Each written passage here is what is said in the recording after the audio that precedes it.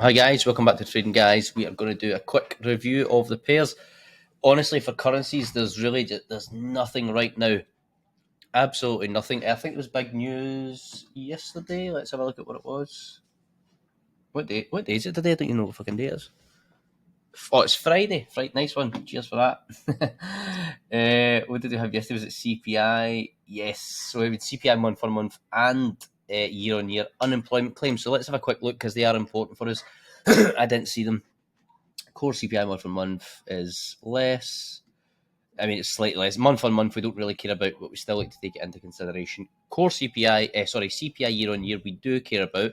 That's less. So again, it doesn't mean that USD is all of a sudden went from being strong to right away being weak, but it does show signs of slowing down, right? And remember, I always talk about in my lives. Wait, I'll put this down and show you again. Remember, I always talk about markets move in peaks and troughs, right? So you get 5 to 8 years of inflation, which is not good for everyone at work. The everyday person. This is the kind of thing where when it gets too high, like now, people are working in good jobs, but they find themselves using fucking food banks, and they're like, "What the hell is going on?" Pardon me. So it's not good for the everyday man. However, in the markets, it's actually great. I don't like to sound like George Soros there, as if I'm, rubbing my hands like an evil old man, but that's just the way it is, right? Inflation is good for traders, not so good for the everyday living man. Then what happens is we'll go through a cycle of just market crashes, right? And these are normally quite quick, and they'll melt like this. So this will be over like 2 to 3 years max, and then it will start going up again, and you'll get another 5 to 8 years of everyone's having a great time, everybody can get a mortgage, and then when we get to here, it's like fuck, nobody can get a mortgage anymore, it's too expensive, and then they'll start cutting rates and crash, right? So USD is like up here just now, pound is up here just now. I'll just make a mark. Hold on. USD is like here, could be even a little bit further. GBP is here. Japanese yen is here, still really shit, but it's starting to get a little bit more positive news. CHF is always kind of moderate. It always stays around 2% inflation, right? So the job of the central bank, if you like, I know they have a million jobs, but the one that we actually care about is that they keep inflation around 2%. From 0 to 2% is fantastic. And then everything above that is not so good. It's good for us again for traders, not so good for the everyday working man, right? So if we look at like USD, GBP, Euro and stuff just now, they're at 5.50%, right? So they're fucking way above 2%, which is astronomical. So they're way up here. As long as everything's like showing good, like employment is high, unemployment is low, credit card spending is high, and all these things, as long as all of these things are still showing positives, they won't cut rates, right? So that can give you a kind of hint, are they going to cut rates this month or next month and stuff? If you look at the numbers, you're like, oh, that's all still pretty good news. Then they ain't going to cut rates, right? So what it shows now is that USD and pound are up here. As numbers get worse and worse, they need it to come down. They need the numbers to come down, and then eventually it'll get to a stage where they'll cut a rate and it will like jump to here. It'll jump to down here. Then it'll kind of be like this again. It'll just stagnant, and then something will happen. It'll get worse, and then bang, they'll cut it again, and they'll just keep going through these kind of peaks and troughs, right? That's essentially how it works. I'm no Picasso, but you know what I mean. And I can show you on the news, guys, right? I showed it in another video, but I never know who watches, videos and who doesn't, so it's always fine. Look, central bank rates, 5.50. It should be 2%, right? 5.50, 5.25. Canada, 4.75. So the ones, they should come down by themselves, right? You don't really want governments interfering, because that's when you get big crashes and everybody feels it and they're like, fuck, that hurt, whether it be salaries, whether it be the cost of fucking going to buy 12 eggs, and you're like, fucking 12 quid for 12 eggs, are you shitting me? This kind of stuff. This is all happens because of this, right? And they want it to kind of come down themselves, so it's easier on everyone. If we look at Japan, totally dog shit is 0.10, which is actually quite good for Japan now. At least it's in a positive. For like the last, I don't know, maybe 5 to 10 years, Japan was at minus 0.10. So that means you had to pay the Bank of Japan money to keep your bank in. To keep your money in the bank in Japan. They didn't pay you an interest. You had to pay them, right?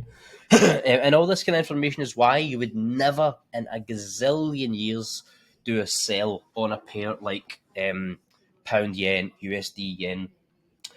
If you look here, CHF is at 1.25. It's fucking fantastic. This is where the saying comes from: "As safe as Swiss," right? The Swiss franc is just a total safe haven for everybody. It's a really risk off currency. The rest of them are really risk on. It's a really risk off currency. And like if there's wars and stuff going on, you'll see like people put their money into Swiss franc and they put it into gold and stuff, and they remove it from stuff like USD and pound and blah blah blah. So you'll see like the USD melts on a certain pair and gold will fly. These are the reasons why, right?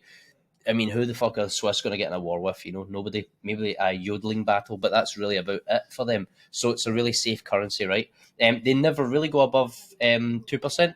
They're always get. I mean, maybe they'll get to 2.25 one time, but then you'll find a month later it comes back down to 2. So they're really safe as houses, right? And I'm pretty sure they've just done a rate cut. This here that I've just kind of shown you, I'll show you how that actually shows on the news, just to show I'm not bullshitting. You'll see it in some pairs more clear than other pairs and so on. Let's have a look. Well, here, wait, let's see if we get. There we go. There it is, exactly right there. Boom, boom, boom. Couple of years of goodness, goodness, goodness. Then it plateaus, right?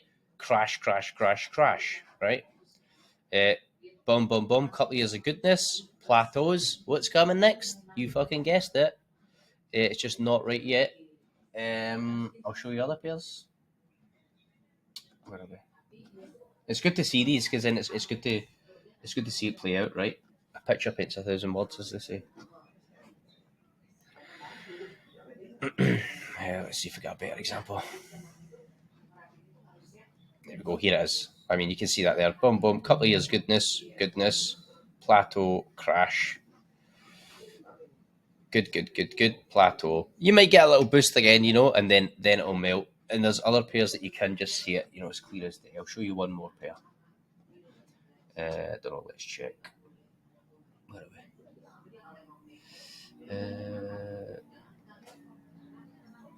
we? Euro. Let's check Euro.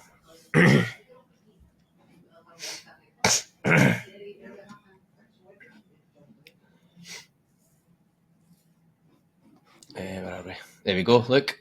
Bum, bum, bum, bum. Plateau. You get a little push at the end, and then absolutely. You see how it just crashes quickly, right? That's actually good. We want it to get down to 2% as fast as possible, right? Because where we all really make money in the markets is actually buys, right? Of course, you make money in sales, blah blah blah. But where the market as a whole makes money is buys, right? That's we always want buys. So we really want inflation to get down to 2%. What's that? We really want inflation. Hold on. What the fuck is it?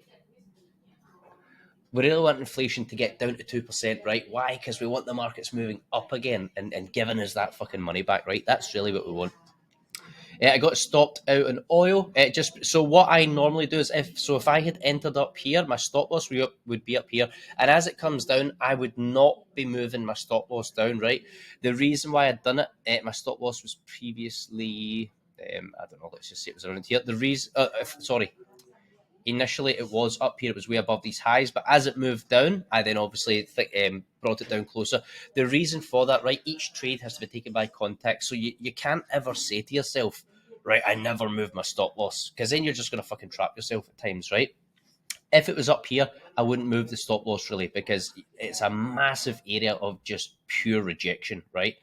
The reason why I've done it here is because even though this is a perfectly fine entry point, you've got the confirmation of the small candle, the large candle here. So this may even just come up, retest this area of imbalance, and then melt, right? It may absolutely do that. However, you also do have this area of imbalance right here, which is rejected.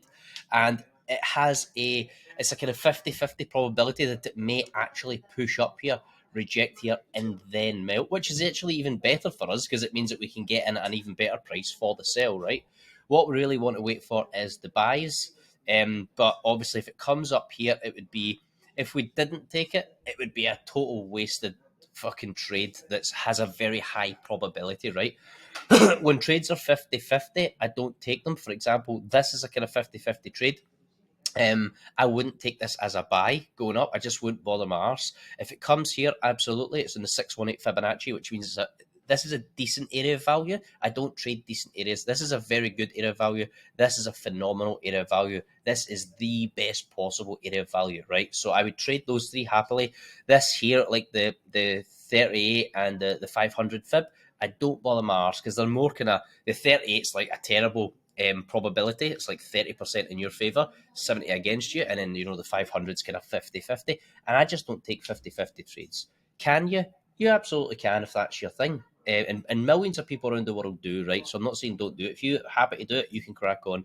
I'm just sharing the things that I just don't do, and it's purely from being bit in the arse so many times and then reviewing my trades, which trades worked and which trades consistently bite me in the arse. It's always when I go for the lower probability ones, the 50-50 or or less. So that's why I just don't bother doing it. Oil was beautiful right now. Obviously it stopped me out, so it was like 5k up on that. It was like it was a little bit more than 5k, so it was like a 10.5% increase for me, which was fantastic in one trade. I'm just waiting now, guys. I'm not really. I mean, I want to see what it does here, right? If it rejects on this imbalance here, gives us. I would like to see maybe a pin, like one of these kind of pins for a liquidity grab, something like this. If it pushed up liquidity grab and then the next candle closed in our direction, I'd happily jump back into that trade, right, and ride it down to here. But I'd really want to ride it down to here if it goes, and then prepare for the buy, right?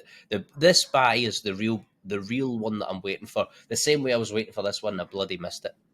If we look at currencies right now, guys, what are we on the daily chart? They're just absolutely pump, right? And it's perfectly normal. When you go through trading, the entire year, there's always seasons, right, for trading. I mean, it's like farming. There's a time to plant, there's a time to water, there's a time to fucking sow your crop, right?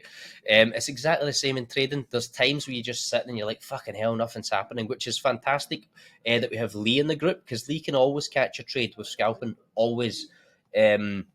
You don't need to know fundamentals for scalping. It's just price action, so it's really good. That's why I like the fact that we offer you guys both, so you can see what suits your personality best. For me, I'm more of, I'd much just rather wait, place a trade, and fucking walk away and come back and see what it does later on in the week, so I can just crack on with my life. We all have different things, different reasons why we do it.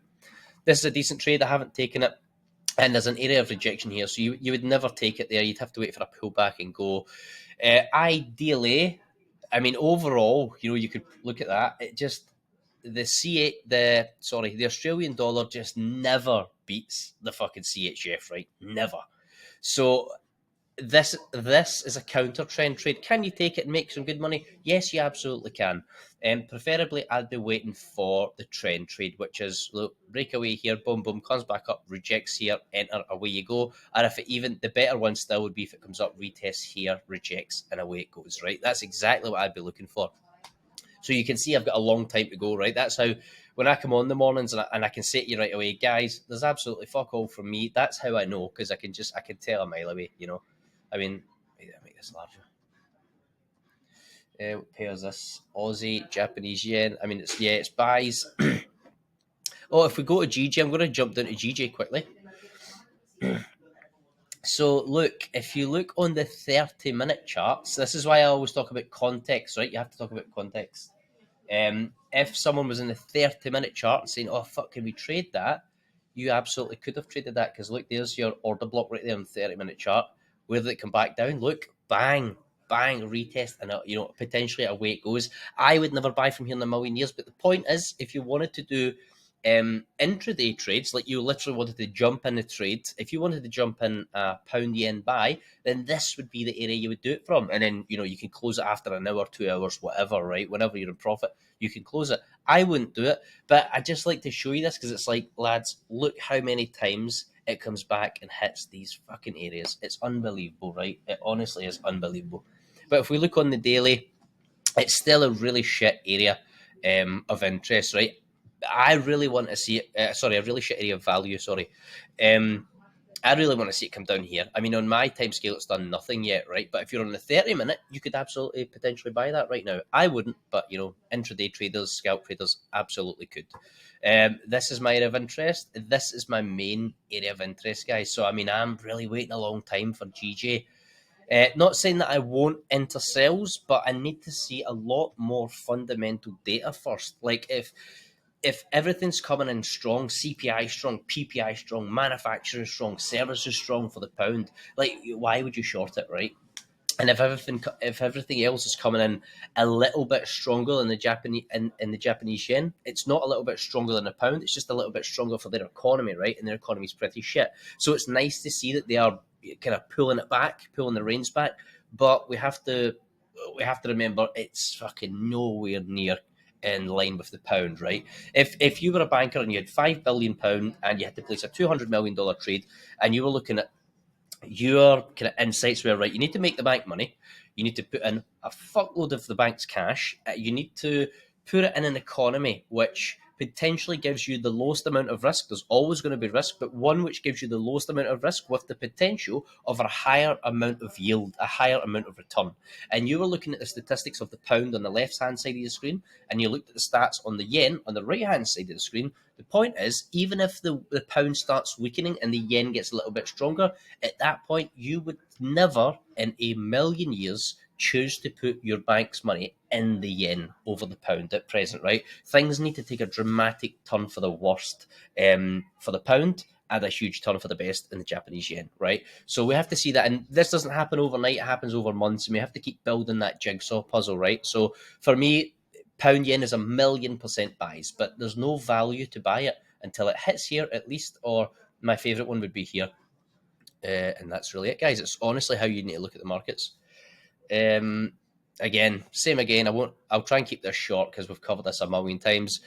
If you look here, look, boom, it's happened again. Beautiful. However, it's ranging, right? As I always say, can you trade a range? Absolutely, you can. I just don't do it because they're lower probability trades, and I only take the higher probability sniper shots. Um, this again, this could so for buys. This what's that? Euro AUD. So euro is kind of softening up, and Aussie dollar is actually showing some really good strength. Hence, you're getting this downtrend. We need to see what happens news wise. You will find when this market gets down to this area here, right, what will happen is there will be news events that either make the euro weaker and Aussie stronger, and then what it'll do is it'll blast past here. Then all we're waiting for, guys, is the pullback. We're just waiting for it to pull back. Boom, enter, reject, and away you go. Right? That's your entry. That is it. Anything else happens outside of this, we do not give a shit. What else could happen is it could go like this. Boom, boom. And then you get good news, which says euro is super strong. AUD's having a really shit time. Oh, sorry. And it just does that. Bang, rejects, and away we go. And then your entry could be here. But I don't know if I would be taking that because if we have a look here, it is just in a range, right? So I need to see it really break the range and shows it some nice direction, and then I'm going to lump in here and just ride that all the way down, right? That's where I'm seeing it. So for me, that's my only entry on this. Break, retest, also check the fundamentals, all in alignment, away we go. If it rejects here, goes into a buy, I ain't touching it because you've got all this previous support, which is now the resistance, right? Because it may just come here and then melt again. I ain't touching it in the range, guys, okay? As always, can you trade it? You absolutely could trade a buy on that, okay, once it gets to that point. Personally, I wouldn't. One of the things with trading is many people, we seem to tend to forget that just because there is a trade there, we have the choice whether to take it or not, right? You have to sit back and look at, like, I chose not to take this trade. I gave this trade out. I'm going to move that because it's annoying when I'm trying to bloody show you stuff. I gave this trade out even when it was like here, right? I drew it out. I said, lads, I'd be waiting for the break, retest, enter, away you go. And that's exactly how it's panned out. But I did say I ain't touching it because it's a really shit trade. I'm just not bothered. There's not, look at the size, that's no, you'd make good money on that, but it's just not something I really care about. I want these big moves. I want to take few trades. I want to take small risk trades with a high return. That's the way to do it. Euro USD, shitty look, just ranging, guys. I've got another mate. He trades a couple of $1 million account. He has a signals group, and people were complaining in the signals group, "Oh, you haven't given us any signals in 2 weeks." And he was like, "There's nothing to fucking trade. What do you want?" And it's true. It really is true. There's just You just need to wait sometimes, lads. Markets always do this around the summer holidays. They also always do it around December, Christmas time and all that. So it's something that you'll deal with throughout the rest of your trading career. That will never go away, so don't worry. Again, look, just ranging. Could you have taken that? Absolutely. I'm just not interested, guys. Again, I won't bore you with it. Let's just crack on. You get the point. Again, here's another trade that I dished out. I says, look, the previous resistance, once that is broken, becomes the new support. Bang, bang, in you go. Away it is. But I specifically chose not to take that. I just kept it on my watch list so that I could show you it playing out, right? But I just wasn't interested, guys. Another one. GJ. Yeah, we know GJ. Pound ends. Yeah. Never came down for the retest. However, let's zoom in and I'll show you. You think, well, why is it fucking going in midair? Look at this. Same again. Here's your imbalance. Tiny candle with the large engulfing. Bang. Comes back. You mark it up if you wish. Comes back down for the retest. Retest that area and it fucks off. It's incredible, right? How many times it comes back to these areas, guys. It'll fucking blow your mind. The more you mark these up yourself and the more you see it, you'll just be like, no, how did that happen? It's incredible. And I just wait for these points. Again, look, it's happened again. Bang, bang, bang. That's a shitty trade, though. It's two shit pairs.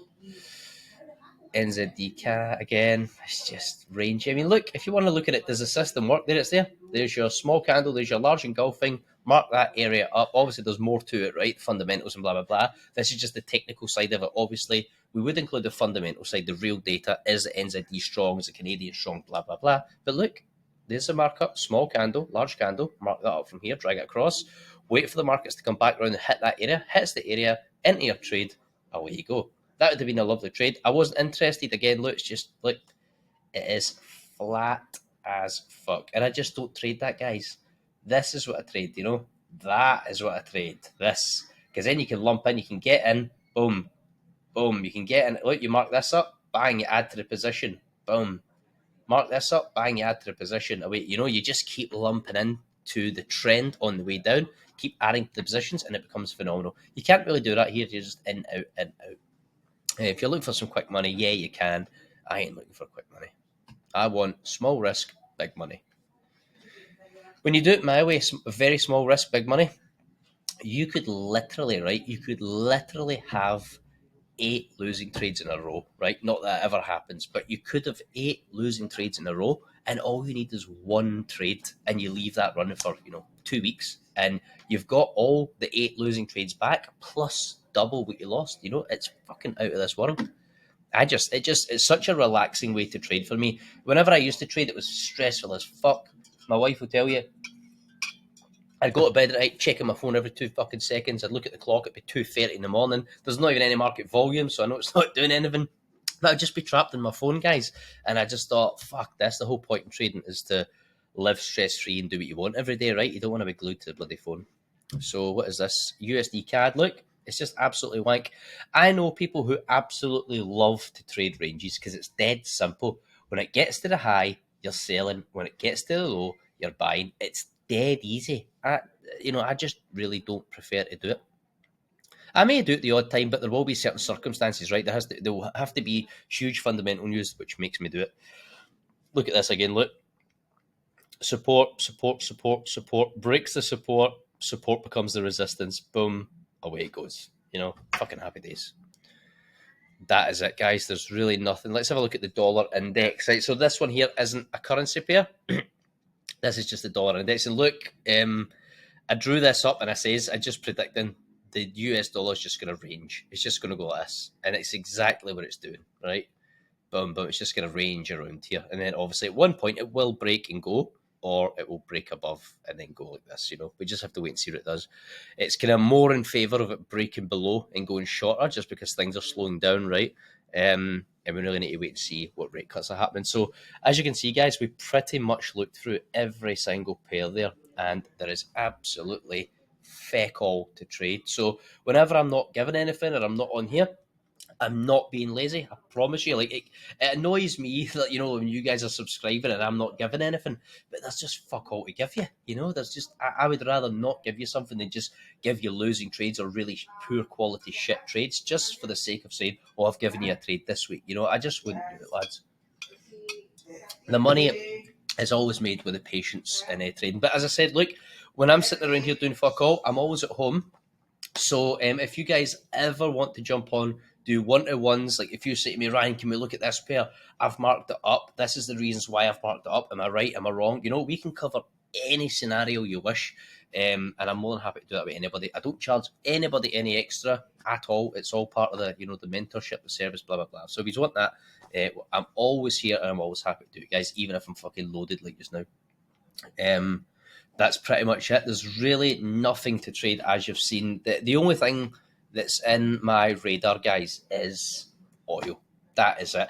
And now, because it's given us this kind of little pullback here from the 38, I'm just really waiting to see, is it going to reject here and go?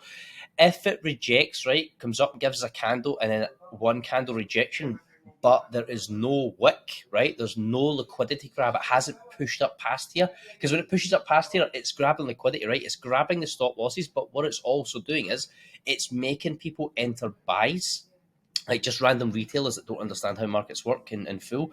And it's making them enter buys, right? Because they enter the trade via FOMO. They'll see this big candle fucking shooting up, and they'll be like, "Oh, I'm gonna fucking miss out," and all this big money, and they'll enter FOMO trades. And then the next candle will just, this candle will close the pin. It'll be a liquidity grab pin, and then the next candle will just go fuck off, and it will just get the hell out of there as quick as it can.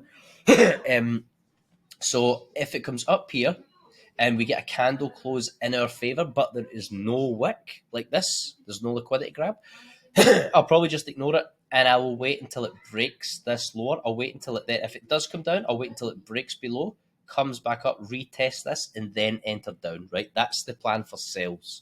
It's always good to have a plan before it, so that if the candle, does start flying around, you don't get trapped by FOMO and blah, blah, blah, right? And then for the main sell that I want is really this one, right? I don't really like this one. I would take it because it could be a good trade, but this is my main sell.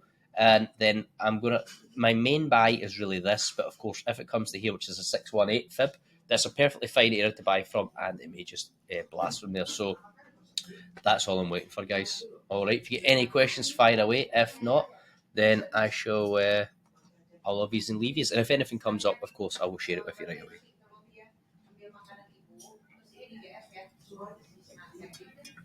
No worries, guys. Have a good one. You too, guys. Take care.